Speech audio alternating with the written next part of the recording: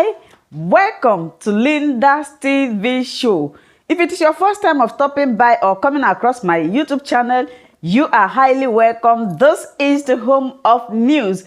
Please click on that red button that says subscribe. Beside the red button is a notification bell.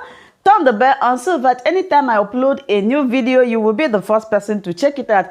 And after watching the video, you are free to leave your comment constructively and tell me what you think about the video and the channel. As we hop into today's exciting video, let's watch this video together and come to the comment section to talk about it. Well,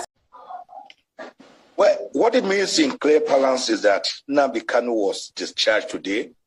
That means he's a free man, and he should be allowed to go home tomorrow. By the time we get a certified true copy of the judgment, we'll serve it on the office of the Attorney General and the DSS to allow Nnamdi Kanu go. Let my people go. That is how it is put in the Bible. But Chief OZEHOME, we've heard from the federal government right now. Was not allowing that. There was a problem. Yeah. We just had the update from the federal government saying that it's just, on a single issue bordering on rendition, and they are looking at taking other legal options, afforded to the government. The single issue bordering on extraordinary rendition after he was brutally captured, tortured in Kenya, blindfolded, and extrajudicially rendered back to Nigeria, is what determined it. We put all the facts before the court. The federal government had no answer to any of the allegations. And in law, when we make certain factual allegations and they are not denied, they are deemed admitted. So if the federal government wants to pursue trifles against a citizen by appealing against such a well-rendered judgment, I can only wish them good luck. But let me also tell the federal government, if they appeal, I'm going to file a cross appeal against two of the issues which I do not agree with the Court of Appeal on.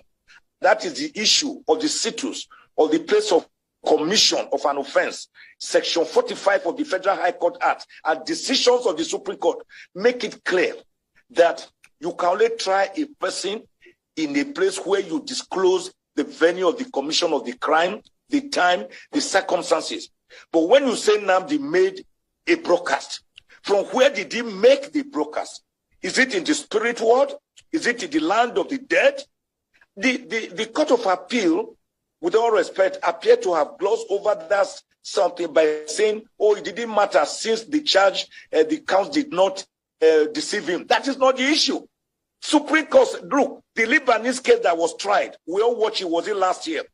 They were accused of having catch of farms in Kano, but they were tried in Abuja, and the Supreme Court quashed the entire judgment because it is the venue of the commission of a crime that you should try the person.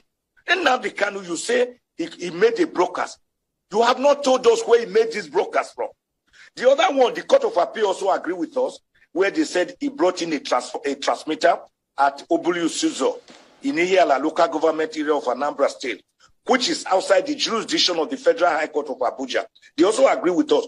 But all in all, the issue was jurisdictional. And that is that under the Extradition Act, particularly Section 15, and under international conventions, OAU, United Nations, you cannot extrajudicially render a person by brute force, by force of arms, from one country to another. There must be a warrant of arrest, which must accompany a written document to the host country that we want this person back. They did not do that. They just forced him back. And the doctrine of specialty is that even when you bring such a person back, you can only try him for the offense that you are bringing him back for. But they still subjected Nnamdi Kanu to the first initial 5-count charge, which they later amended to 7 counts. Then they later amended again to 15 counts. Let me tell you, the federal government has amended the counts against Nnamdi Kanu 7 whole times. And the court, at the Federal High Court, I was able to get 8 of the 15 counts dismissed. It was the remaining 7 that the lower court held on to that were today dismissed by the Court of Appeal. The all remaining 7 counts were set aside, and then Nnamdi Kanu was set free, discharged by the Court of Appeal. The Supreme Court has said such a discharge amounts to discharge and acquittal. If they want to appeal against a mere citizen, when I feel the federal government should see this as a good reception, as a matter that is good for the whole country, to bring about normalcy, peace to the southeast, peace to Nigeria, and then you still want to appeal, then my take on it is that it will amount to persecution and no longer prosecution. In any event, why should the federal government, through the DSS, that arrested this man, they are keeping him, they investigated him, they are prosecuting him, they are Lord and Master, the accuser, the prosecutor, the judge. And that cannot be a fair trial or a fair hearing. So what the Court of Appeal did today is what the federal government should have quickly done even before the Court of Appeal intervention. When I wrote Mr. President last week, 38-page letter with 3-page executive summary, begging genuflectingly Mr. President to kindly release Nnamdi Kanu in accordance with the July 20, 2022 decision ruling by the United Nations Working Group on Human Rights, where they say Nnamdi Kanu was extrajudicially rendered to Nigeria and that he was tortured and that the federal government should release him immediately and also pay him compensation. Chief OZEHOME, I believe that, considering all that you've said and seeing as the position of the federal government as well, this might be a matter that still will continue, in the courts. But I think we should leave it there. We'd like to thank you, appreciate your time. I wish we had more time. Tomorrow, it does not stop Nnamdi Kanu being released. A notice of appeal does not act as a stay of execution, nor does it render a judgment of the lower court invalid. They should release Nnamdi Kanu immediately and let him go. And let peace reign in Nigeria. After a years-long legal battle, appeal court unanimously discharges leader of a proscribed indigenous people of Biafra, Nnamdi Kanu, describing his rearrest as an abduction and a flagrant violation of international treaties. Hello and welcome to the nation's flagship political show. I'm Kayode Okikulu, right here in Nigeria's commercial capital, Lagos. Now, every day comes with its own intrigue in Nigeria's political space, and today lived up to that billing as it saw a major twist to a case that has lasted, 7 years, traversing different countries, even different continents. Well, earlier on, a 3-man panel of the Court of Appeal, just moments ago actually, discharged the leader of the proscribed indigenous people of Biafra, Nnamdi Kanu, on the grounds that the Federal High Court lacks the jurisdiction to try him in view of his abduction and extraordinary rendition to Nigeria in flagrant violation of the OAU Convention and Protocol on Extradition. The lead judgment, delivered by Justice Oludotun Adefope-Okoje, held that the 15-count charge preferred against Kanu did not disclose the place, date, time, and nature of the alleged offences before being unlawfully extradited to Nigeria in clear violation of international treaties.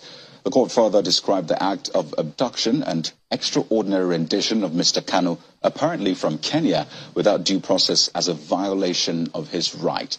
The court also held and said that the manner in which Mr. Kanu was procured and brought before the court was not evaluated by the lower court before assuming jurisdiction to try him, and the lower court having failed to address the preliminary objection challenging its jurisdiction, particularly the issue of abduction and extraordinary rendition from Kenya to Nigeria. The lower court failed to take cognizance of the fact that a warrant of arrest can only be executed anywhere within Nigeria. Now, it was a unanimous decision, by the way. So let's bring you a quick background to Mr. Kanu's trials. He was arrested in October 2015 in Lagos, Nigeria, by the DSS. Now, there were controversies about his detention, his bail afterwards, while the case dragged on in court, with his absence stalling the case. Well, 2 years after, he was granted bail on health grounds in 2007, and he disappeared from public view after September 2017 when his home was raided. Now, also that year, the IPOB was proscribed and designated a terrorist organization by the Nigerian government. Now, fast forward to the next year. In October 2018, pictures surfaced that showed him in Israel. Now, these pictures were everywhere online, while the case against him in Nigeria was pending. Now, his sojourn outside the country lasted till June last year, when he was said to have been arrested in Kenya, apparently, and extradited back to Nigeria. His trial then began in October 2021 on charges of terrorism, treason, and involvement with a banned separatist movement.